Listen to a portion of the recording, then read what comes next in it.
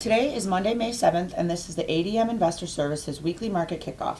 Today's guests are Alan Bush, Senior Financial Economist here at ADMIS, and Mike Niemiec, Senior Grain and Oilseeds Analyst.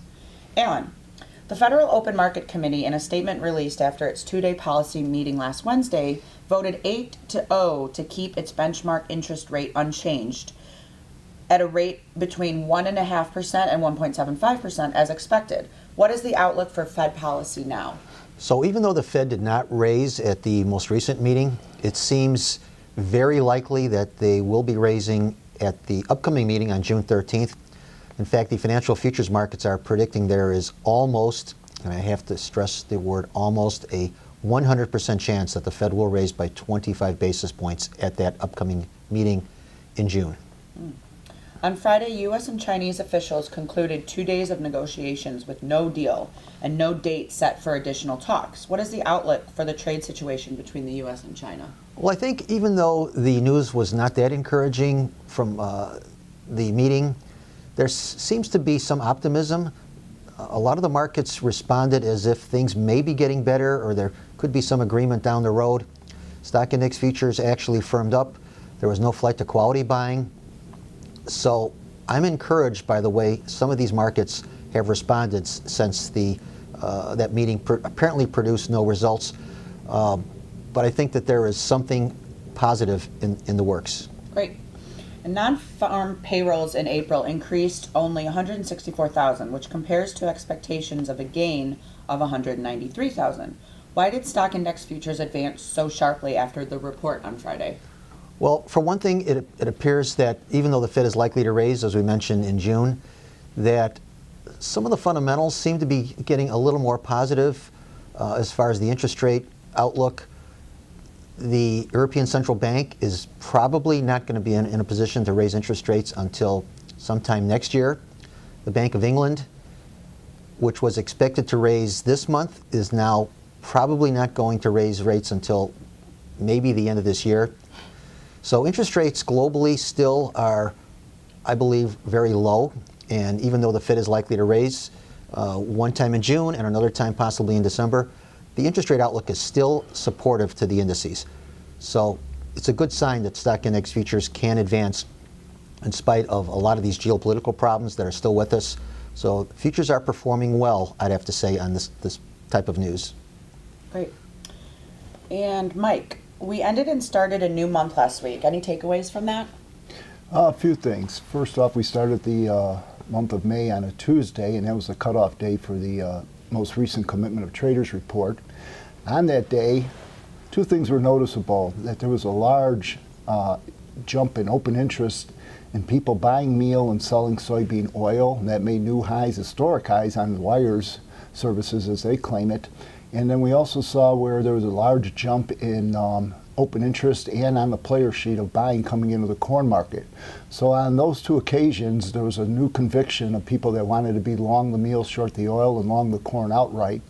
Corn's backing a little bit off of its highs right now, but ever since that trade came on out, as far as them adding to their meal oil, it's been a little bit of a loser. So I'd keep a little bit of an eye on that going forward in here.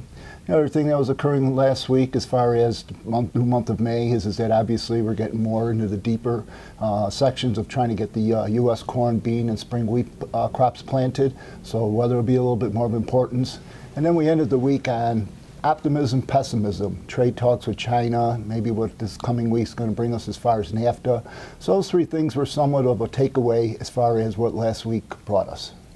And what will be some of the lead topics for the trades on this coming week? So now we got this week coming out, and the Commitment Traders report pretty much proved what we were thinking as far as maybe lessening their net short positions in the soft red winter wheat. They kind of added to their corn, bean, and meal positions and added to their short positions in the soybean oil. They're also net long the hard red winter wheat and pretty much net even in the spring wheat. So as we go forward in here, I think some of the weakness that we've seen here this morning was part of the Commitment Traders report. We'll get our normal USDA export sale inspections coming out this morning, crop progress after the close. They're probably looking around 40% of the corn planted, maybe 15% of the beans, and in the neighborhood of around 20-25% in the spring wheat. We'll get our weekly export sales on Thursday, but the most important thing coming out this week will be the USDA monthly S&Ds. And with it will be somewhat unique on this report is that they'll come out with the first time for the 18-19 marketing year.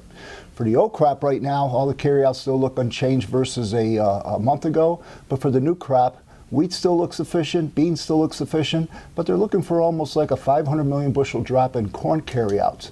So that'll be something of importance going forward, where the corn maybe has a little bit of a better tinge as far as a storyline going forward for the plus side as opposed to the beans.